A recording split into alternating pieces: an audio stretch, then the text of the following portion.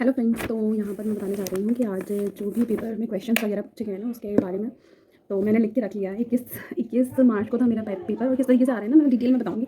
लोग बोल रहे हैं ना सिंपल टू मॉडरेट आ रहा है, तो यही मैं बताना चाह रही हूँ किस तरीके का पेपर चल रहा है आज। ठीक है जी, तो मैं निकाल लेती हूँ मैंने कहाँ पे लिख के रखे हैं जितने मुझे याद रहे। बाकी तो कुछ क्वेश्चन ऐसे थे कि आप लोग एलिमिनेट करके आराम से आंसर को निकाल सकते हो। ठीक है, तो हम लोग आते हैं। सबसे पहले एक था PICA करके एक क्वेश्चन था। मुझे उसके ऑप्शन बिल्कुल भी याद नहीं है क्या थे क्या नहीं थे। उसके अलावा हमें पूछा गया था विटामिन B5 से। ये एक ही विटामिन आया था जहाँ तक मुझे याद आ रहा है। साबुन नहीं खाने का है। और इसके अलावा मैं बताती हूँ विटामिन B5 आया था और इसके लिए हमें क्या खाना चाहिए और इससे कोई बीमारी भी थी। और इसी का एक क्वेश्चन था विटामिन B5 को ही पूछा गया था। मुझे लगता है ये लोग क्वेश्चन बनाते हैं ना तो AI से बना रहे हैं, तो एक ही तरीके के 2-3 क्वेश्चन ले लेते हैं।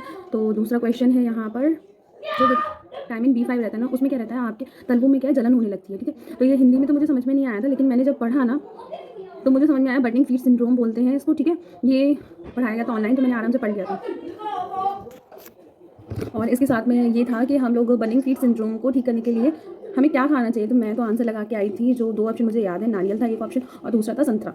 मैं संतरा लगा के आई थी, मुझे और आइडिया नहीं है कि क्या नहीं आना चाहिए क्या आना चाहिए। ठीक है, इसके बाद आते हैं हीमोग्लोबिन पे 2-4 क्वेश्चन थे। गर्भवती मात्रा जो लेडी है, और फिर आते हैं हीमोग्लोबिन HP की मात्रा कम होने पर हमारे ब्लड में क्या होगा। तो यहाँ पर एक ऑप्शन मुझे आंसर जहाँ तक याद है, ऑक्सीजन का हीमोग्लोबिन कम होगा तो ऑक्सीजन का जो लेवल है वो भी कम हो जाएगा। ठीक है, ज़्यादा ऑक्सीजन हमारे शरीर में ट्रांसपोर्ट नहीं हो पाएगी क्योंकि हीमोग्लोबिन का यही एक मेन कार्य होता है। विटामिन D से था एक क्वेश्चन। ठीक है, मुझे क्वेश्चन याद नहीं है लेकिन मुझे विटामिन याद है।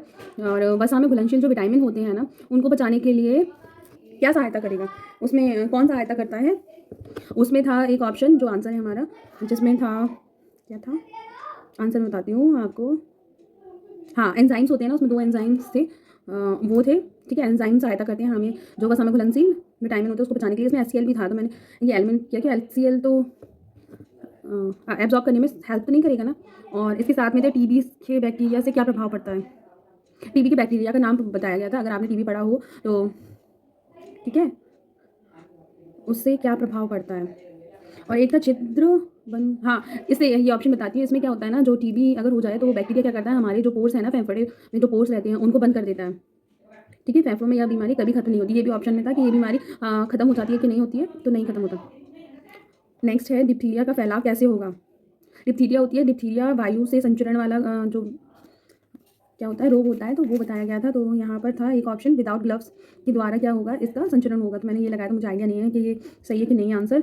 और जो हमारा दिमाग है ना उसका एक पार्ट दिया गया था, हिपोथैलेमस तो नहीं था, हाइपोथैलेमस ऐसे करके था कि उसमें क्या होता है, क्या स्टोर रहते हैं। तो मैंने तो लगाया था चिंता वगैरह ऑप्शन में था, तो वही वाला ऑप्शन लगाया था। हाँ, एक क्वेश्चन था जिसमें प्रेगनेंसी में एक टेस्ट होता है, वो नाम याद नहीं आ रहा, इतने बड़े बड़े नाम थे ना जो साइंटिफिक नेम थे उसके। तो वो पूछा गया था वो कौन से वीक में होता है। ठीक है, बाल श्रम से रिलेटेड एक क्वेश्चन था। और एक क्वेश्चन था, अगर एक फैमिली है वो अपने घर के बच्चे से बाल श्रम करवाती है तो आप उनको कैसे रोकोगे। आप उनको इग्नोर कर दोगी या आप उनको समझाओगी या आप क्या करोगी। नहीं नहीं, सारे 3 चीज़ें निगेटिव में थी। एक था आंसर में, जो आंसर मैंने लगाया था वो था कि यदि आप चाहते, आप क्या करोगे, जो वहाँ पर लोग हैं उनको वहाँ पर कंप्लेन कर देंगे। ठीक है, और पहली 5 ईयर प्लान से थे 2 क्वेश्चन आ गए एक ही 5 ईयर प्लान से। कि किस पर जोर दिया था सबसे पहली पंचवर्षीय योजना में, उसमें तीनों चारों ऑप्शन एक जैसे थे। जैसे ट्रांसपोर्ट दिया था और दूसरा ऑप्शन था कृषि। तो मैं कृषि लगा के आई थी, लेकिन मैं यहाँ पर 50-50 में थी क्योंकि कृषि के लिए ना सेकंड पंचवर्षीय योजना है उस पर ध्यान दिया गया था।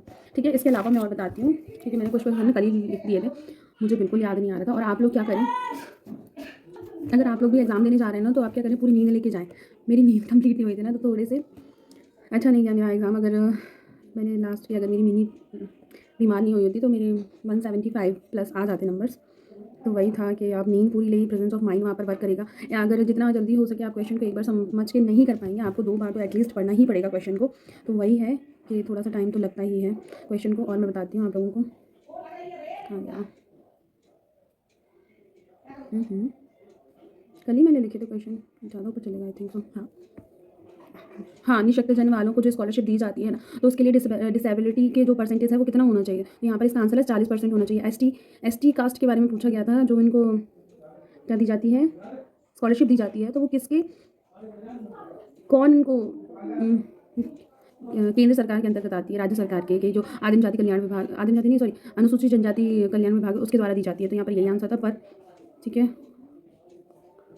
हाँ, एक क्वेश्चन था फ्लोरीन, जो फ्लोरीन होती है ना पानी में, अगर उसकी मात्रा बढ़ जाए फ्लोराइड की, तो इससे हमारे शरीर पे क्या प्रभाव पड़ेगा। एक तो था ऑप्शन में पाचन कम होगा, तो ये तो मुझे लगा नहीं था आंसर।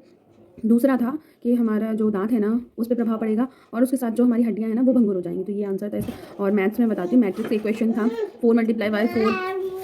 यहाँ पर आते हैं हम लोग मैथ के क्वेश्चन की तरफ। यहाँ पर मैथ में क्या आ रहा था मैं बताना भूल गई, बाकी मेरा पेज भी गायब हो गया, गुनगुन आ गई थी तो उसके चक्कर में। मेरी बेटी है छोटी सी। हाँ, तो मैथ में आ रहा था विचलन माध्य, मैथ में विचलन माध्य था, तो वो मैंने नहीं पढ़ा था इसलिए थोड़ा सा गड़बड़ गया मेरा। मैथ में 2-3 नंबर और खींच सकती थी। और इसके साथ में ना एक मैट्रिक्स का क्वेश्चन आया था, मुझे नहीं पता था मैट्रिक्स आ रहा है, क्योंकि अगर मैं ना सुबह वाली शिफ्ट का क्वेश्चन देखती, या एक दिन पहले वाला 2-3 लोगों के मैंने भी रिव्यूज़ नहीं देखे थे, तो ना इसलिए गड़बड़ हो गया। और एक एवरेज का क्वेश्चन था, 8 एवरेज दिए थे, उसमें 9वां एक और ऐड होके उन 9वें की संख्या दी गई थी, तो पूछा था 9 का एवरेज कितना होगा। और बाकी इजी थे। बॉड मास का था एक क्वेश्चन, और जो हमारी रीजनिंग थी ना वो बहुत इजी आ रही है, मतलब आप बच्चे करते ना वैसी रीजनिंग आ रही थी, बहुत सिंपल आ रही है। तो कोई टेंशन लेने की ज़रूरत नहीं है। बस ये है कि अगर आप अच्छे से पढ़ाई कर रही हैं तो वो आपको बहुत ज़्यादा ही फ़ायदा देने वाली है। जो आपने तैयारी करी है, पूरा जो कोर्स आपने पढ़ लिया है, सारी योजनाएं आ रही हैं, योजनाएं बहुत डीपली आ रही हैं जो महिलाओं से रिलेटेड है ना, उसमें बहुत अच्छे क्वेश्चन आ रहे हैं। जैसे कि एक आया था ग्रामीण आजीविका मिशन जो है ना, उसमें जो वहाँ पर खर्चा का रेशो पूछा गया था, ठीक है। तो वो बहुत डीपली जाता है क्वेश्चन, ऊपर से नहीं है कि कब स्टार्ट हुआ कब नहीं हुआ। एक था सशक्तिकरण योजना आई थी, काय के लिए होती है। और इसके साथ में एनीमिया से क्वेश्चन थे 2-3, बस इतना ही मुझे याद है। और रीजनिंग में था, रीजनिंग के नंबर सीरीज़ के क्वेश्चन थे। डायरेक्शन का था ये क्वेश्चन, ज़्यादा कुछ नहीं थे। और कंप्यूटर में था एक मालवेयर का, कि मालवेयर क्या है। एक सॉफ्टवेयर है जो हमारे क्या करता है, हानि पहुंचाता है हमारे कंप्यूटर को। और था ब्राउज़र का कुछ पूछा गया था, URL का पूछा गया था। URL पे अपन कैसे सर्च होता है, IP एड्रेस डाल के। और एक क्वेश्चन था माइक्रोसॉफ्ट एक्सेस का था एक क्वेश्चन, और माइक्रोसॉफ्ट एक्सेल का था कि रो और कॉलम समथिंग था एक क्वेश्चन, ठीक है। ज़्यादा टफ नहीं थे, जिन मैंने तो बिल्कुल कंप्यूटर को हाथ भी नहीं लगाया था, बिल्कुल नहीं पढ़ा था।